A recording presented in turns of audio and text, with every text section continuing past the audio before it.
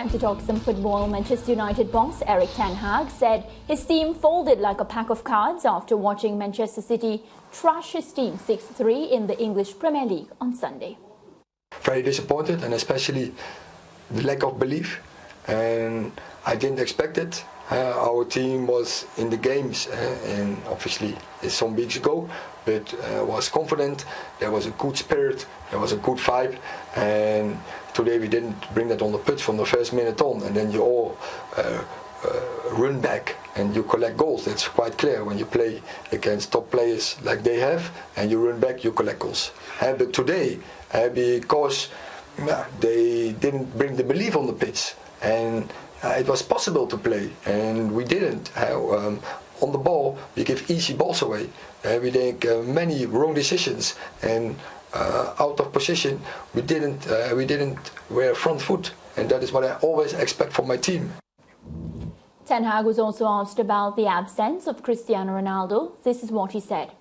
"I didn't bring him on out of respect for his big career. And the other thing, there was when the advantage I could bring Anthony Martial on. He needs the minutes, but I don't want to point it out like that." George Lance, would Ronaldo have made a difference in the game? George, you first. Would he? No. 37-year-old Cristiano Ronaldo finished as an elite attacker. Well, I always felt that in the first season at Manchester United, the first season back, that even though he had finished as top scorer, that there were things about his game and him that affected the effectiveness of the team. The team wasn't as effective with him as it could have been, even though he was a top scorer. It's sad to see a player of his caliber reduced to this, but time is the great reducer, and it happens to everybody.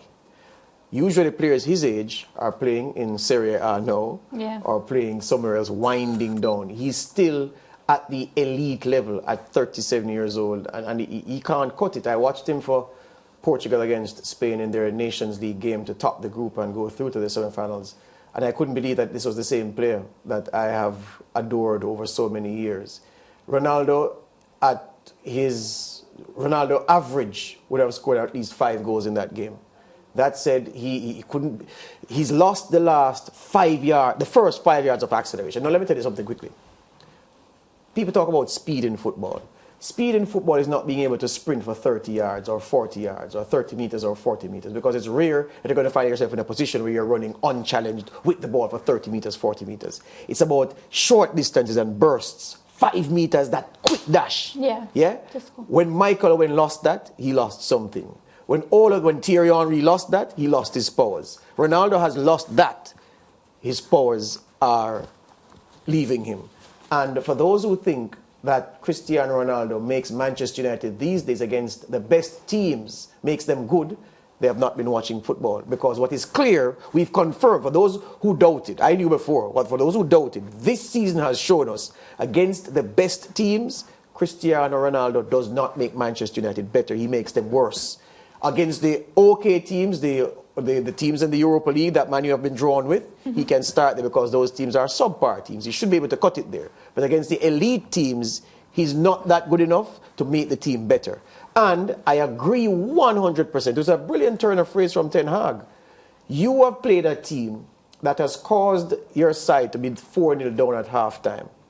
You don't put Ronaldo out there to embarrass himself, to own the 6-3 mauling, or to own whatever side the defeat was. You leave him on the bench and let the others, or let those who put you into the hole try to get you out, or send somebody else to do a rescue job. You don't put Cristiano Ronaldo on at that time to now associate himself with that dismal performance. So I agree with him 100%. And those who are talking are only talking because they are paid to talk and talk.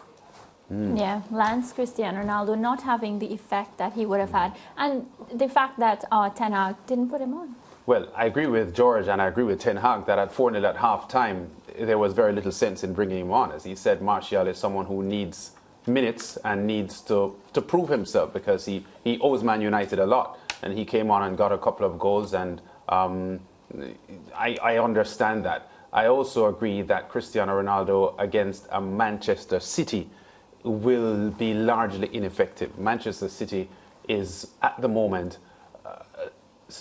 a team of really, really high quality.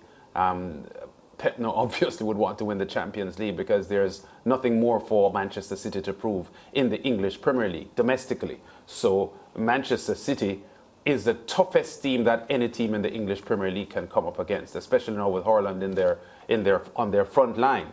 So I don't think Cristiano would have made a difference, not against Manchester City. The other thing to consider is this. For those who are talking about Ronaldo, I mean, this was all sparked by Ronaldo's, he's not even Ronaldo's good friend, Piers Morgan, who wants to position himself to be able to interview Ronaldo when he makes another move or when he retires or everything else. So his self-interest, he's hitting out. I don't know why his comments were picked up, but I know why his comments were picked up, because it brings clicks. It's clickbait. So there you go. Says that for what he has done, he should have been put in the game. Listen, I would wait for a year because I'd give people time to do their research. I'd wait for a year for someone to tell me who was the 37-year-old elite striker who was banging in the goals in the English Premier League. Yeah. Or who was the elite striker who was banging in the goals at 37 years old in La Liga or in the Champions League. The fact is, the fact that this man is still able to get an association with a top club shows you how high his highest level was. And his has been one of the greatest careers in the history of world sport, not just football. But there comes a time when everything runs out. The sand runs out in every hourglass, every single one. And in his hourglass, the sand is almost done. It's a fact. Yeah, but George, your comments are being directed at some fans who think that Cristiano Ronaldo is the greatest footballer of all time. And that there are those who feel that way. So those fans will feel that even at 37, he commands respect and should be given playing time. Well, they do feel so. I'm not even talking to those fans, because those fans only came to football late. And those are the same fans who, a person like me would tell them that Lionel Messi, against the very best teams in the world, is almost anonymous on the field. Shadow. When he plays against the middling to small teams, like Jamaica? Like Jamaica, he lights up the thing. But when they are strong, it's not a lie. Watch in the Champions League. Look in the Champions League last season. Look in the Champions League this season so far. Yeah. Look when PSG meets the big teams. Messi, who used to be the most luminescent player on the pitch. Exactly. So it's the same thing with Ronaldo. Against the elite, it would be impossible, and science would be ridiculous if a man at 37 years old who has so much miles on the clock. We forget. The first time, and by the way, a lot of the Ronaldo sentiment is being flogged and flagged by persons in the punditry class who are envious of his career and his association with Manchester United. Let's just put that out there. We forget that this man was the first and only time in the Premier League era that the best player in the world played in the Premier League era. Was 2009, when he, in a Manchester United shirt, was the FIFA World Player of the Year. We forget that. He was the World Player of the Year in 2009. The first time, 2009. 13 years later, we expect him to still be producing World Player of the Year numbers. It doesn't work. No. Now is Haaland's time. Now is Mbappe's time. Now is Gabriel Jesus' time. Now are those guys. And Foden. And Phil Foden. Their time is now. When Ronaldo came into the Portuguese team, did he come in as the greatest player? No. Manuel Cesar Rui Costa, number 10, was the best Portuguese player. Second best behind one, Luis Figo, who were number 7. Ronaldo had to make do with number 17. He couldn't claim the number 7 just yet, which he wanted. So I'm just saying, he came at a cycle when great players were on the wane. As a great player, greater than even those he met in the Portuguese team, his star has been on the wane for some time. People need to accept it and move on. Yeah, they do. Well, before we go, these are the full results from the latest round in the EPL. So we had Arsenal getting that 3-1 win over Tottenham Hotspur. No goals in the match between Bournemouth and Brentford. Chelsea a 2-1 win over Crystal Palace. Newcastle United 4 goals against Fulham, who could only manage 1. A 3-3 draw between Liverpool and Brighton. Everton getting the win over Southampton. West Ham United beat Wolves 2-0. And Manchester City, that match we just spoke about, 6-3 against Manchester United. No goals in the match between Leeds United and Aston Villa. Leicester thrashing Nottingham Forest 4-0. So George and Lance, Erling Haaland has 14 Premier League goals this season. And it's so funny that we will discuss Erling Haaland despite the amazing match that Phil Foden had. Yeah, you know, they said that if there was one match ball, Haaland would have it anyway, despite both of them scoring a hat-trick. Look, I said to Juan Arango some time ago, maybe a season and a half ago, if he'd pick Phil Foden now ahead of Lionel Messi, and if most coaches around the world would have done that, and he made it appear as if I had said something silly, and I never say silly things. But it's because Messi's star is on the wane, Phil Foden's is on the rise. Right now, any coach worth his salt or her salt would have Phil Foden in their team because this is a man on the up. The fact is that Phil Foden's handling by Pep Guardiola has been similar to how Alex Ferguson used to manage some of his younger players. Remember how long it took for him to give Giggs a regular run in the Manchester United team when everybody was saying, give this boy the start. He handles him carefully. No, he's ready to be that guy, match in, match out.